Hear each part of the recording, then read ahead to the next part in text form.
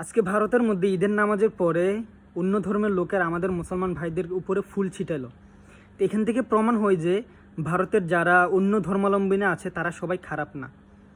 প্রতিটা ধর্মের মধ্যে ভালো খারাপ আছে। আমাদের মুসলমানদের মধ্যে যেভাবে ভালো খারাপ আছে, তাদের মধ্যেও প্রত্যেকটা ধর্মের মধ্যে ভালো খারাপ আছে। তো যারা আমাদের জন্য ভালো, আমাদেরকে ভালোবাসে, আমরা তাদেরকে ভালোবাসি।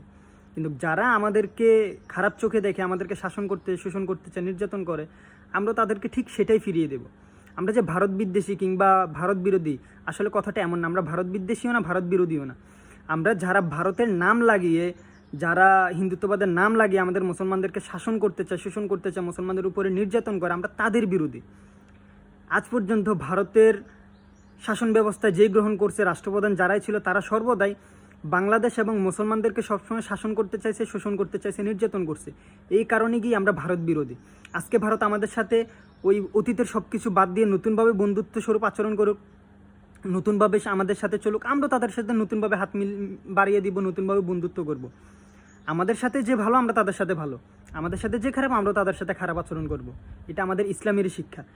আজকে যারা আমাদের এখন মুসলমান ভাইদের উপর ফুল ছিটালো, আমার মুসলমান ভাইদেরকে ভালোবাসে, তাদেরকেও আমরা ভালোবাসি। আমরা তাদেরকে অনেক অনেক ভালোবাসি, তাদের চাইতে বেশি ভালোবাসি। কিন্তু তারা যদি আমাদের মুসলমানদের ভাইদের উপরে যারা আক্রমণ করে, কঠোর হিন্দুত্ববাদী, যারা হিন্দুত্ববাদের নাম নিয়ে ইসলামের উপর, মুসলমানদের উপর আক্রমণ করে, আমরাও আপনাদের উপর আক্রমণ করবো ইনশাল্লাহ, খুবই দ্রুত।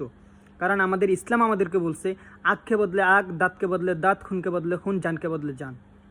তো আমরা যতদিন বেঁচে আছি ততদিন আমার ভাইদেরকে তোমরা মেরে পার পেয়ে যাবা, আমাদের একটা ভাইকে আঘাত করে তোমরা চলে যাবা, আমরা তোমাদেরকে কিছু বলবো না, এটা হইতে পারে না। এটা কোশ্চিনকালেও সম্ভব না। হয়তো বা আমাদের এখন একটু সময় খারাপ থাকার কারণে আমরা কিছু বলতে পারতেছি না। আর না হলে তুমি ইতিহাস পড়ে দেখো, 1350 বছর ধরে আমরা এই পৃথিবীটাকে শাসন করে আসছি। শুধুমাত্র বিগত 100 বছর ধরে আমরা পারতেছি না, আমাদের নেতৃত্বের অভাব। তা আমরা আবার ঘুরে দাঁড়াবো ইনশাআল্লাহ। তখন তোমাদের অস্তিত্ব খুঁজে পাওয়া যাবে না, যারা এখন ইসলামের শত্রু, মুসলমানদের শত্রু। এখনো সময় আছে। আমরা তোমাদের উপর আক্রমণ করতেছি না বলে তাই মানে এটা না যে আমরা দুর্বল। আমরা শক্তি সঞ্চার করতেছি। আমরা আমাদের সম্পূর্ণ শক্তি দিয়ে যেদিন আক্রমণ করব, তখন তোমরা সেদিন আর টিকতে পারবে না।